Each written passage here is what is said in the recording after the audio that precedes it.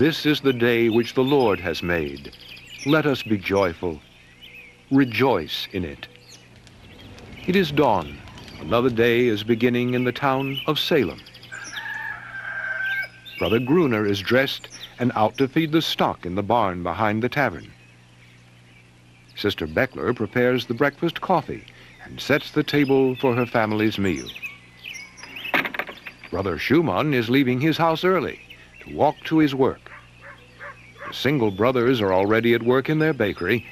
The fires have been lit, and the dough for the day's bread is being worked and made into loaves.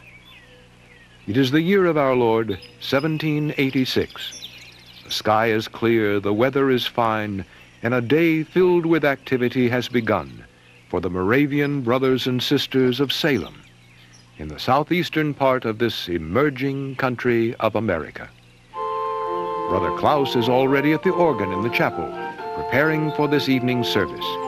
His agile fingers make music that fills the morning air.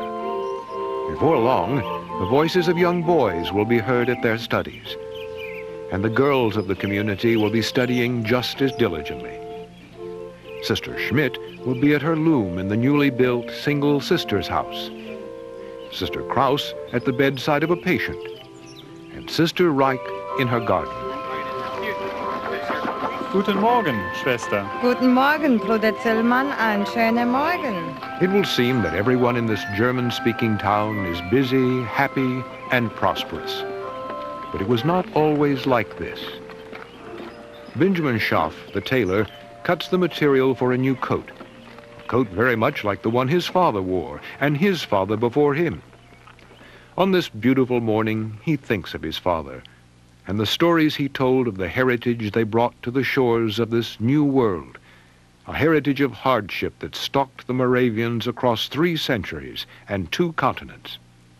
It had followed them from the German town of Constance, where in 1415 their martyr Jan Hus was burned to death for daring to put the scriptures above the dictates of the church.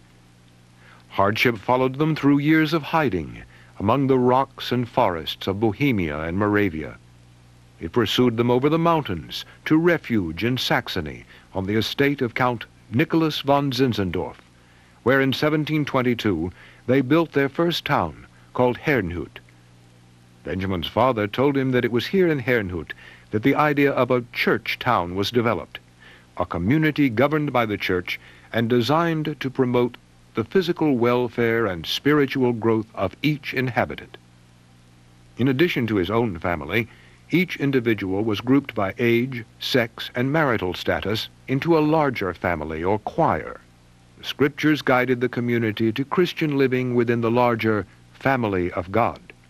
It was a way of life that would serve the Moravians for years to come in their mission work. But even here, hardship and persecution followed them.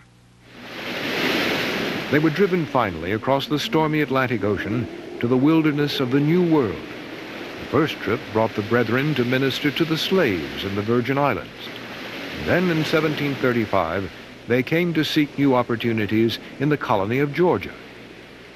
Shortly afterwards, the Moravians moved to Pennsylvania to establish church towns there.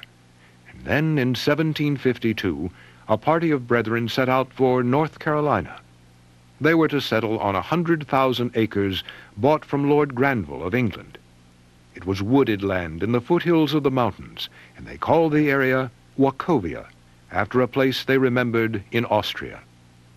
But it was not so pleasant at first. The country could be wild and frightening. There were few roads and only scattered neighbors. There were wolves and bears and panthers, and the fear of the Indians to protect against. The Moravians built the church town of Bethabara as a temporary home until they could establish a central town. And then in 1766, work began on that central town, which they called Salem, after the Hebrew word for peace. As each stone was placed on top of another, as each timber was cut and assembled into a home, they never forgot that they had brought from Herrnhut a very definite plan. They were creating here a place for protection and spiritual enrichment. Once they were able to achieve the financial security of the church town, Then it was their sacred obligation and mission to teach and share the Christian good news. To Brother Schaff, secure in his prosperous shop in Salem, all that seemed so long ago. Yet on this day in the 1780s, it has been less than 20 years since that first house was built and the town took shape and form around the carefully planned central square. So many days filled with hard work, so much attention to detail, such pride in the accomplishment. And yet, when it was built, had not the Moravians simply transferred a German town of the 18th century to the land of the New World? How is it different? Surely the same sun shone from God's sky on both Herrnhut and Salem.